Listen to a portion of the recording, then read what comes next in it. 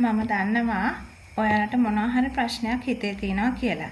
ඒ කියන්නේ ප්‍රශ්නයක් නැතත් මොනවා හරි දෙයකින් ඔයා පීඩාවට පත් වෙලා ඉන්නේ කියලා දන්නවා. ඒ කියන්නේ මොනවා හරි දෙයකට හිත ඉන්නවා මේ ප්‍රශ්න කොහොම වේවිද මේකේ ඊළඟ තාත්වය කොහොම වේවිද.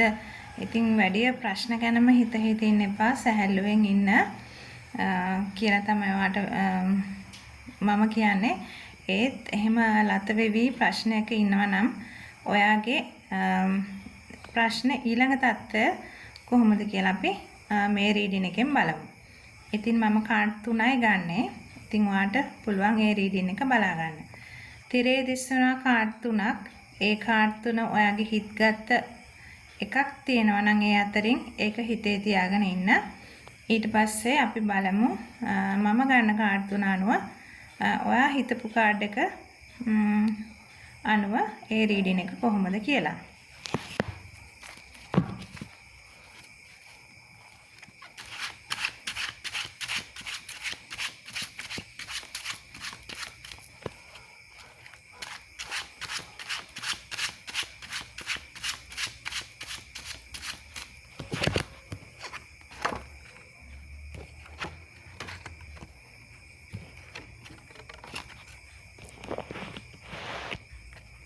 මේ තියෙන්නේ පළවෙනි කාඩ් එක තෝරගත්ත අයට.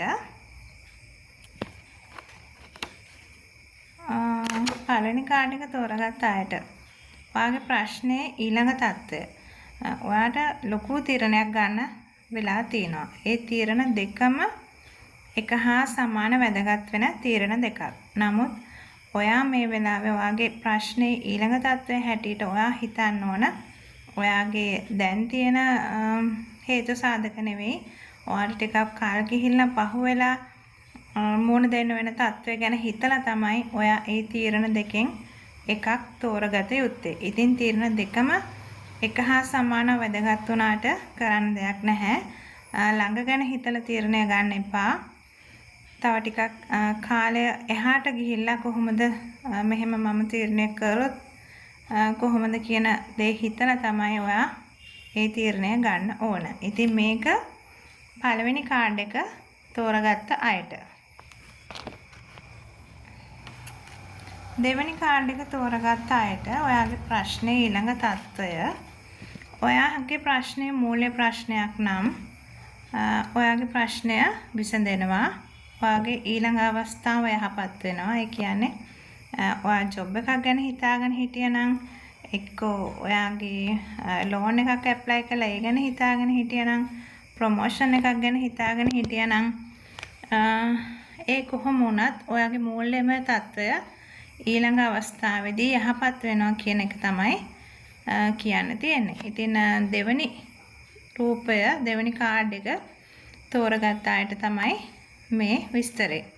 ඉතින් හැමෝම බයෙන් ඉන්න එපා. තමන්ගේ ඒ ප්‍රශ්නේ අදාළ ප්‍රශ්නේ ඊළඟ තත්ත්වය කොහොම වේවිද එහෙම කියලා හිත ඉන්න එපා. මේ පිළිතුර බලලා ඔයාට ඒ ගැන හිත හදා ගන්න පුළුවන්. අනිත් එක මේ රීඩින් එක ප්ලේස් කරලා තියෙන්නේ ඔබ වෙනුවෙන්මයි. ඒක නිසා මේ පිළිතුරු යම් තාක් දුරට ඔයාට සාර්ථක බවක් ලබා දෙවි. ඉතින් විශ්වාසයෙන් ඉන්න. විශ්වයට ස්තුති කරන්න හැමදේම ඔයාට හරියනවා. තුන්වෙනි කාඩ් එක තෝරගත්ත අයට ඒත් ඔයාගේ ප්‍රශ්නය හරියනවා.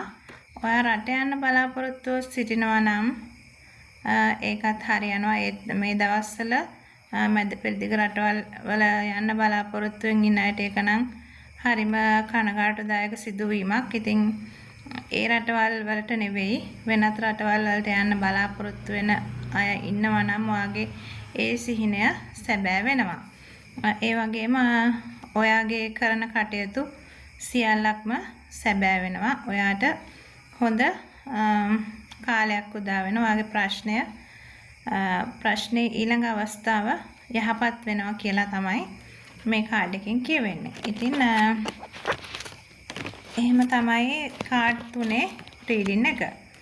ඉතින් අපි මේ වෙලාවේ හැමෝම ප්‍රාර්ථනා කරන්න ඕන දෙයක් තියෙනවා. ඒ තමයි මුළු ලෝකෙම යුද ගිනිදැල් ඇති වෙන මොහොතක්. ඉතින් හැමෝටම ප්‍රාර්ථනා කරන්න පුළුවන් මුළු ලෝකෙටම සාමය උදා වෙන්න ඕන කියලා. යුද ගිනි දැල් නිවිලා මිනිස්සුන්ගේ ජීවිත, කුඩා දරුවන්ගේ ජීවිත ආරක්ෂා වෙලා, අසරණ මහ ජනතාවගේ ජීවිත ආරක්ෂා වෙලා යුද ගිනි දැල් නිවේවා කියලා හැමෝම එකතු වෙලා ප්‍රාර්ථනා කරන්න පුළුවන්. ඉතින් හෙට උතුම් පොය දවසෙත් ඒ ප්‍රාර්ථනාව එසේම කරන්න පුළුවන්. මුළු ලෝකෙටම සාමය උදා වේවා කියලා හැමෝටම ප්‍රාර්ථනා කරන්න පුළුවන්. ඉතින් ඒ වගේම ඔයාලගේ සියලුම ප්‍රශ්න විසඳලා හැමෝගෙම ජීවිත යහපත් අයුරින් ගත කරන්න සියලුම ශක්තිය වාසනාව ලැබේවා කියලා ප්‍රාර්ථනා කරනවා.